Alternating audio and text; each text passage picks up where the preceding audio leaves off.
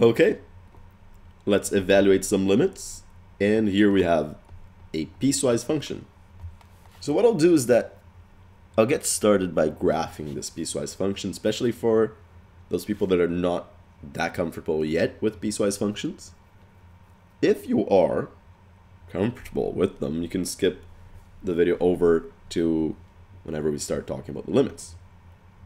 So without further ado, what does this look like? Here we have y equals 2x minus 1 when x is smaller than 2, and y is negative x plus 5 when x is greater than or equal to 2. 2 is right here, right? X equals 2. So when x is smaller than 2, so in this area here, so to the left of positive 2 for x, we have 2x minus 1. What does that look like? Well, that's just a straight line with a slope of 2 and a y-intercept of negative 1. So y-intercept of negative 1 right here, and a slope of 2. So it goes over 1 up 2, over 1 up 2, and we're not including the x value at 2, so there's an open dot right here. And I can go backwards as well to complete the line, so it's going to, hopefully I'm going to make this somewhat straight. Hopefully you guys get the idea. There we go. Now, but what happens when x is greater than 2? So over to the right here. Well, in that case, we have negative x plus 5. 5 is the y-intercept, so 1, 2, 3, 4, 5. And the slope is negative 1, right here, right? So okay, negative x, so there's a hidden 1 there. So, okay, 5. And then we go, normally would start here and we can go over 1, down 1, over 1, down 1. But in fact, we're only going to start really over here. And there's actually, the line would go through there. And because of the fact that we have negative x plus 5 when x is greater than or equal to 2, we can actually include this as a point. We start over here, and then we go over 1, down 1, over 1, down 1, and so on. So just a straight line. There we go. So this goes on forever, so does that, of course. Now, let's evaluate all these things that we need to evaluate.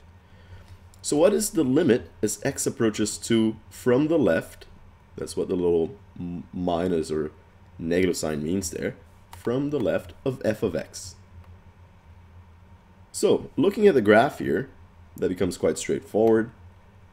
As we approach 2, so we're coming this way, the function approaches just positive 3. So as you approach 2 from the left, the function, or the value of y approaches 3. So that's it. That's just equal to 3. Now, what about when x approaches 2 from the right? That's what the little plus means there. So we're coming from this way. As the function approaches, or x approaches 2 from the right, sorry, the function approaches 3 again. Right? That's it. No mystery there. Look at that. Now, so far, piece of cake, right? Now, what about when the limit? What is the limit as x approaches 2 for f of x as a whole? Well, both of these need to be the same in order for the limit as x approaches 2 to exist. The limit coming from the left must equal the limit as x approaches 2 from the right. In this case, they are the same, so the limit does exist, and it's just equal to 3. That's it. And how would we do this algebraically if we didn't have this graph? And I wanted to figure out the limit as x approaches 2 from the left. Well, when x is smaller than 2, we're going to have that. So I would just have to say, okay, well, the limit as x approaches 2 from the left of f of x will be just, I'll take this here, the 2x minus 1, so I have 2 times 2 minus 1, 4 minus 1, 3. So that's how we would do it algebraically. No mystery there, right? And the same would be done if we wanted to evaluate the limit as x approaches 2 from the right, but then we would take this because the function, that's what it is when x is greater than or equal to 2.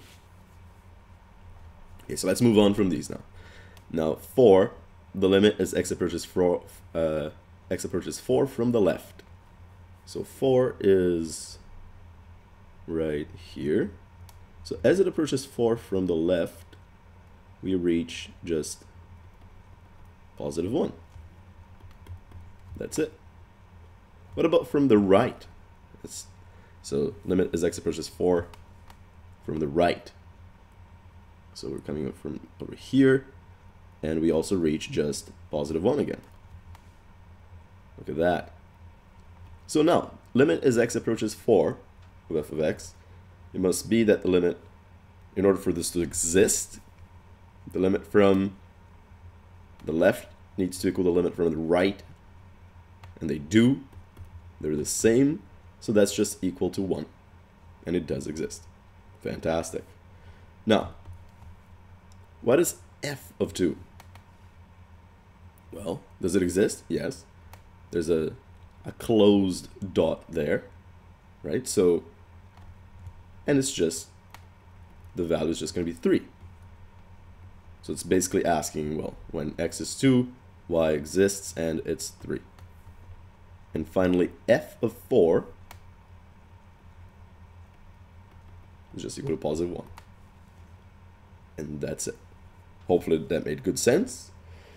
And of course, it will suggest that you try more questions like these, because these questions are particularly popular and in exams and quizzes and so on. And it's very important for you guys to understand how all the limits relate. And the best way to figure that out is through practice, usually. So good luck.